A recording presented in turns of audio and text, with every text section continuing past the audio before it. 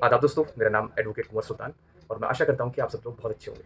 दोस्तों, आज की इस वीडियो में हम बात करेंगे जो पॉलीगैमी है, जो एक इस्लामिक लॉ है। हालाँकि बहुत सारी कम्युनिटीज़ इस चीज़ को प्रैक्टिस करती हैं, बट इस्लामिक लॉ में जो रिकॉग्निशन है इस चीज़ का, कस्टम से हटकर, उस पे हम बात करेंगे कि उसका रीज़न्स क्या है। क्योंकि अभी रिसेंटली इलाहाबाद हाई कोर्ट ने इस पर एक अपनी टिप्पणी भी की और उन्होंने ये कहा कि जो मुस्लिम मेन हैं, जो बाइगैमी करते हैं, एक से ज़्यादा शादियाँ करते हैं, तो उनको हम पनिशमेंट नहीं दे सकते बाइगैमी के अंदर।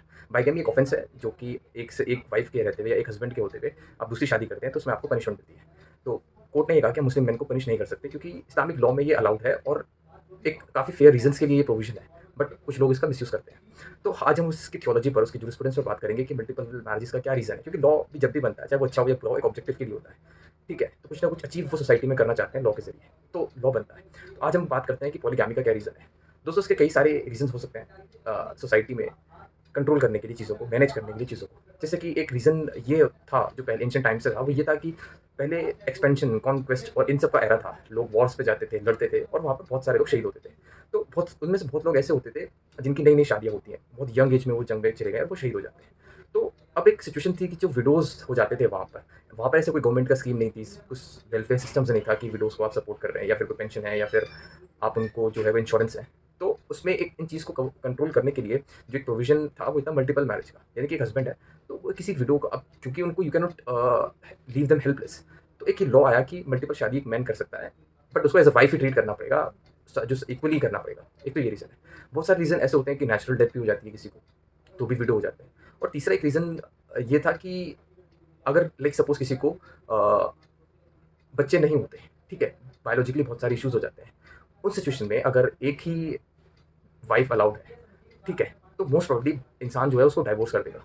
और डाइवोर्स के बहुत सारे रीज़न्स भी हो सकते हैं, और भी अलग रीज़न्स भी हो सकते हैं डाइवोर्स के। तो so that women shall not be left without any hope और विदाउट एनी प्रोविज़न, तो उनको हेल्पलेस ना छोड़े, इस वजह से ये जो रीज़न है, जो लॉ था, ये लाया गया था। तो ये इसका मेन पर्पज़ था। और अब इसको हम देखते हैं कि क्या एंशिएंट में भी ये एंशिएंट टाइम में ही एप्लीकेबल था, अभी भी हो सकता है। दोस्तों, जो रीज़न्स हैं, अगर आज भी हम इसको एक लॉ कर देते हैं, जो कि बहुत सारी कंट्रीज़ ने कर दिया है, ठीक है? तो उसमें इश्यूज़ ये आता है कि लाइक अब एक इंसान अगर एक बार ही शादी कर सकता है, तो वो ऑब्वियसली किसी डाइवोर्सी से, रेप सर्वाइवर से या फिर एसिड अटैक सर्वाइवर से या विडो से यूजुअली वो शादी नहीं करना चाहेगा। ठीक है? तो एक सिचुएशन एक सोसाइटी में अगर डाइवोर्सी या फिर इन सब के रेट्स या नंबर ज़्यादा बढ़ते हैं, तो ये भी एक सिचुएशन डिफ़िकल्टी की फॉर्म में हमारे सामने आ सकती है। एक रीज़न इनका ये होता था एंशिएंट टाइम में, वो था पॉलिटिकल। तो एक राजा है या फिर वो एक हेड ऑफ द क्लैन है या फिर कुछ भी है, तो पॉलिटिकल रीज़न्स की वजह से वो शादियाँ करते थे अपने एनिमिटी को रिलेटिव्स में कन्वर्ट करने के लिए। तो ये बहुत सारे रीज़न्स थे उसके, जो जिस वजह से ये लॉ लाया गया था। और कितना ये एप्लीकेबल आज है, ये डिपेंड करता है सोसाइटी पे, किस तरह की सोसाइटी हम जनरेट कर चुके हैं। तो ये मैंडेटरी नहीं है, बस एक प्रोविज़न है, तो इसका मिसयूज़ नहीं करना चाहिए। जो एक ऑब्जेक्टिव है लॉ का, उसी के अकॉर्डिंग उसको करना चाहिए, अदरवाइज़ वो अपनी रेलेवेंस खो देता है।